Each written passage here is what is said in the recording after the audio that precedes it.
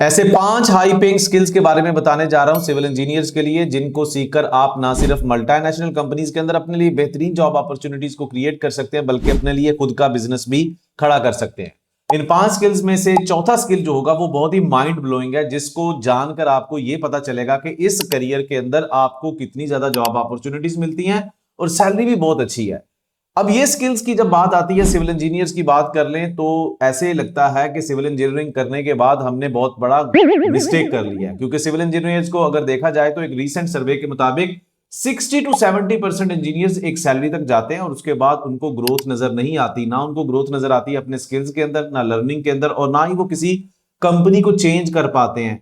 तो ऐसे में ये सारे सिविल इंजीनियर्स ये सोच रहे होते हैं कि हमने बहुत बड़ी गलती कर ली सिविल इंजीनियरिंग करके। हालांकि ऐसा बिल्कुल नहीं है। गलती हमारे माइंड में होती है, क्योंकि हम वक्त के साथ साथ वो वाले स्किल्स नहीं सीख पाते जो हमें सीखने चाहिए। हम बिल्कुल इस तरह का माइंडसेट क्रिएट नहीं कर पाते। यूनिवर्सिटी से निकलने के बाद ज्यादातर लोगों को साइट इंजीनियरिंग का जॉब रोल मिलता है और उसी जॉब रोल को परफॉर्म करते करते करते वो किसी एक ऐसी कंपनी के अंदर स्टक हो जाते हैं जहां पे बिल्कुल थोड़ी सैलरी मिलती है। सभी चीजों के दौरान हम ये नहीं समझ पाते कि हमें कौन कौन से स्किल सीखने हैं, कौन कौन से स्किल्स नहीं सीखने हैं। बहुत सारे लोग बहुत सारे स्किल सीख लेते हैं और किसी का भी सही तरीके से यूटिलाइजेशन नहीं कर पाते। आज की इस वीडियो के अंदर मैं प्रॉपर तरीके से आपको गाइड करने जा रहा हूं कि अगर आप सिविल इंजीनियर हैं तो इस वीडियो के थ्रू आपको कौन से स्किल्स जो है वो सीखने चाहिए, इस चीज की इंफॉर्मेशन मिलेगी, और कौन से स्किल्स आपको नहीं सीखने। और इस वीडियो को एंड तक देखना इसलिए भी जरूरी है कि आपको पता चल सके कि स्किल्स मार्केट के अंदर ज्यादा डिमांडेड है कौन से हैं। अगर ये नहीं जानोगे तो किस तरीके से आप इन स्किल्स को सीखना स्टार्ट कर सकते हो। Well, my name is engineer Waqas Ahmed और मैं इस तरह इंजीनियर्स को हेल्प करने के लिए तरह तरह की वीडियोस बनाता रहता हूं, ताकि उनके करियर के अंदर उनको हेल्प कर सकूं कि किस तरीके से वो अपने करियर के अंदर अपने कुछ स्किल्स को ऐड करें, अपने लर्निंग हैबिट्स को डेवलप करें और फिर कुछ अरसे के अंदर अपने स्किल्स को और अपनी सैलरी को एक नेक्स्ट लेवल पे लेके चल सकें। बहुत सारे सिविल इंजीनियर्स मुझे मैसेजेस करते हैं कि हमें अभी 3 साल हो चुके हैं, 4 साल हो चुके हैं, 5 साल हो चुके हैं, लेकिन हमारी सैलरी नहीं बढ़ रही। तो ये सैलरी का ना बढ़ना भी इसी वजह से होता है कि आपको उस तरह से रिस्पॉन्स नहीं मिल रहा अपने मैनेजर की तरफ से। जब आपकी कंपनी आपकी सैलरी नहीं बढ़ाती तो आप अप्लाई करते हैं दूसरी कंपनी के अंदर, दूसरी कंपनी भी आपको एक्सेप्ट नहीं करती क्योंकि आपके पास वो स्किल्स नहीं है।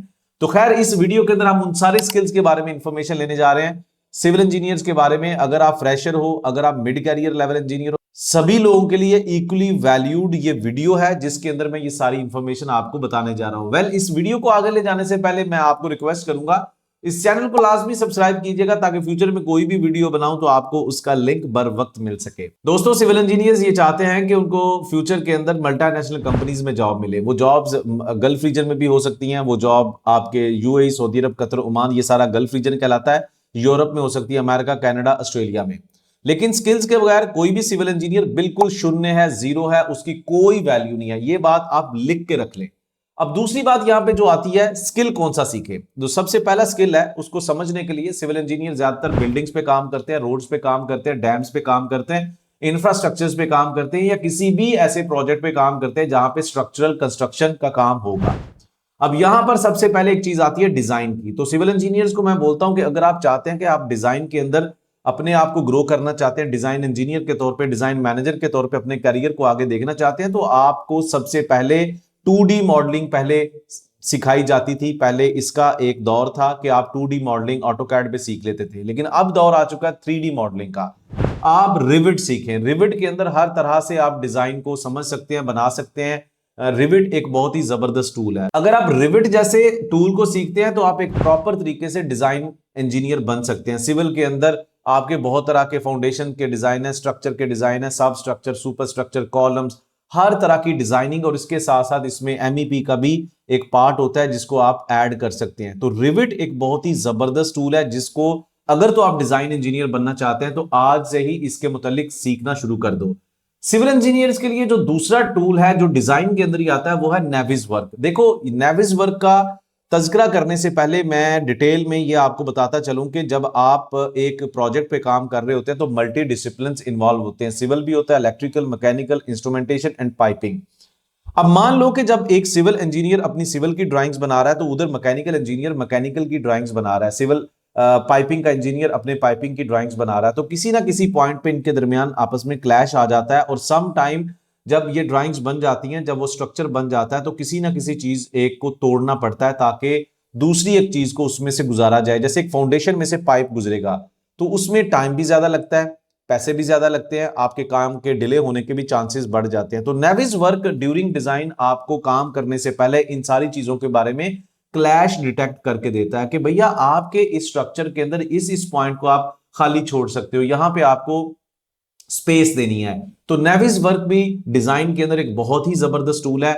आप अगर एक सिविल इंजीनियर हो तो इस टूल को भी सीख सकते हो।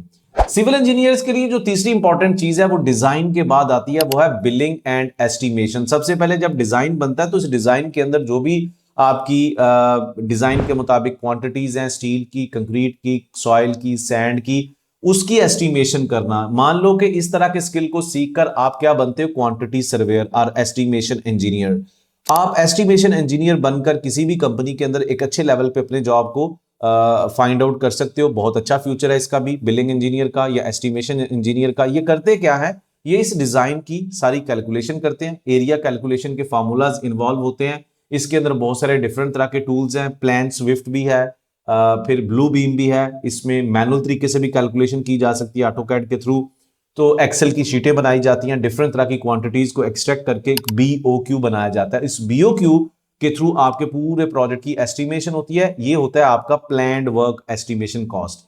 अब यही एस्टिमेशन इंजीनियर कल को जब प्रोजेक्ट स्टार्ट होगा, जो भी वर्क डन होता है उसकी शॉप ड्राइंग्स बनाकर बिलिंग के जो प्रॉपर डॉक्यूमेंट्स होते हैं उनको प्रिपेयर करके क्लाइंट को सबमिट करवाते हैं कि भैया हमने ये काम किया, इस काम के मुताबिक हमें पेमेंट चाहिए। तो इस तरह से बिलिंग इंजीनियर का काम होता है। नंबर 4 पे जो मैं पहले भी बता चुका हूं, जो सबसे ज्यादा इंपॉर्टेंट है, वो है planning engineer, project planning and scheduling. Project planning and scheduling का इंजीनियर जो है वो क्या काम करता है, उसकी क्या जरूरत होती है, वो आपके पूरे काम को, आपका डिजाइन कब कंप्लीट होगा, आपकी प्रोक्योरमेंट कब फंक्शनल होगी, आपकी एस्टिमेशन के थ्रू जो भी आपका बीओक्यू बना है उसको कन्वर्ट कैसे करना है आपके टास्क लिस्ट के अंदर, ये सारा का सारा प्राइमरा P6 जैसे टूल को यूज करके प्रोजेक्ट के पूरे शेड्यूल को बनाया जाता है, जिसमें आपके प्रोजेक्ट की वर्क मैनेजमेंट होती है। कौन कौन सा काम आपने डिलीवर करना है, कब डिलीवर करना है, तो वो आ जाता है टाइम मैनेजमेंट, उसकी टाइमलाइन डिफाइन की जाती है, कितने दिनों में ये काम होगा। आपकी कॉस्ट मैनेजमेंट होती है कि वो सारे डिलीवरेबल्स के ऊपर आपके कितने पैसे लग रहे हैं। अगले लेवल पे आपको इसी प्रोजेक्ट शेड्यूल के अंदर रिसोर्सेज को इनकॉर्पोरेट करना होता है कि इस प्रोजेक्ट शेड्यूल को मोर रियलिस्टिक बनाने के लिए आपको कितने हेल्पर्स चाहिए, कितनी मशीनरी चाहिए, कितनी मैन पावर चाहिए, कितना मटेरियल चाहिए। ये जितनी भी चीजें होती है आप प्रोजेक्ट शेड्यूल में ऐड करके उनके आगे एस कर्व्स जो है वो जनरेट करवाते हो। एस कर्व्स जनरेट करवाने के बाद एक क्लाइंट और कंसल्टेंट को और कंट्रैक्टर को इस चीज का आइडिया हो जाता है कि प्रोजेक्ट के ऊपर कब, कहां पे कितनी मैन पावर चाहिए, कितनी प्रोग्रेस हमें चाहिए और किस तरीके से हमें अपने रिसोर्सेज की रिक्वायरमेंट प्लान्स को रेज करना है, ताकि सब जो ऑर्गेनाइजेशंस हैं वो एक प्रॉपर तरीके से टीम वर्क के तौर पे काम कर सके और प्रोजेक्ट को सक्सेसफुली डिलीवर कर सके। सो प्रोजेक्ट जो शेड्यूलिंग का स्किल है वो सबसे ज्यादा इंपॉर्टेंट है, क्योंकि इस स्किल को सीखने वाले लोग जो हैं वो आगे जाके कुछ अरसे में सीनियर प्लानिंग इंजीनियर बन जाते हैं, फिर कुछ अरसे के अंदर टीम लीड बन जाते हैं और फिर कुछ अरसे के अंदर कुछ और स्किल सीखकर ये लोग क्या बन जाते हैं, प्रोजेक्ट मैनेजर्स। अब इसी प्लानिंग इंजीनियरिंग के अंदर एक और भी स्किल है जो इसी के अंदर एक एडवांस लेवल पे, उसको हम बोलते हैं delay analysis and claims management.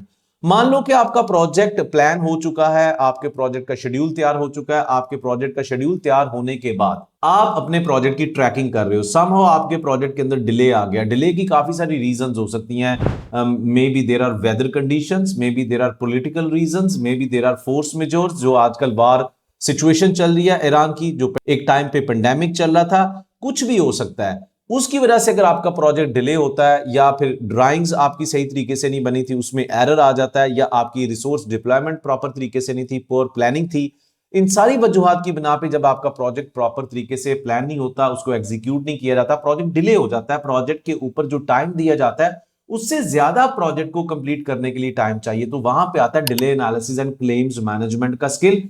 EOT भी इसको बोलते हैं, एक्सटेंशन ऑफ टाइम। जब कंट्रैक्टर क्लाइंट को रिक्वेस्ट करता है कि भैया अब इस प्रोजेक्ट को कंप्लीट करने के लिए मुझे एक्स्ट्रा टाइम और एक्स्ट्रा पैसे चाहिए, तो ये भी प्लानिंग इंजीनियर के अंदर एक प्रोजेक्ट मैनेजर की कैपेसिटी के अंदर बहुत ही इंपॉर्टेंट स्किल है।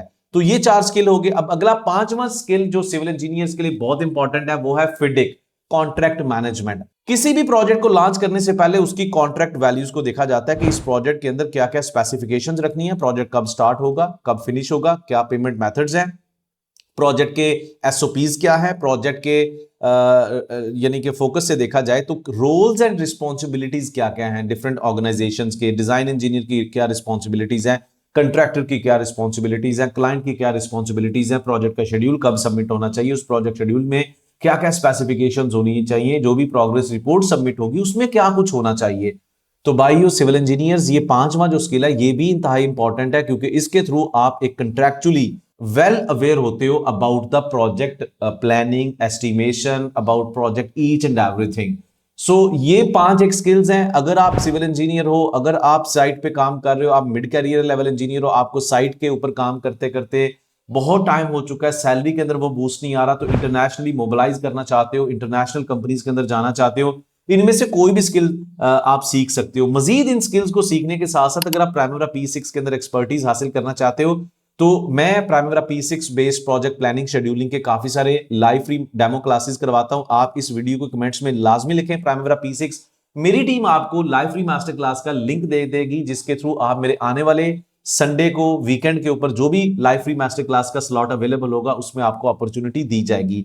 आपका कमेंट में लिखना इसलिए जरूरी है, एक तो हमें सपोर्ट मिल जाएगी, हम इस तरह की इंफॉर्मेटिव वीडियोस बनाते रहेंगे और आपको तरह तरह की करियर डेवलपमेंट टिप्स भी बताते रहेंगे। So stay in tune, see you in my next video.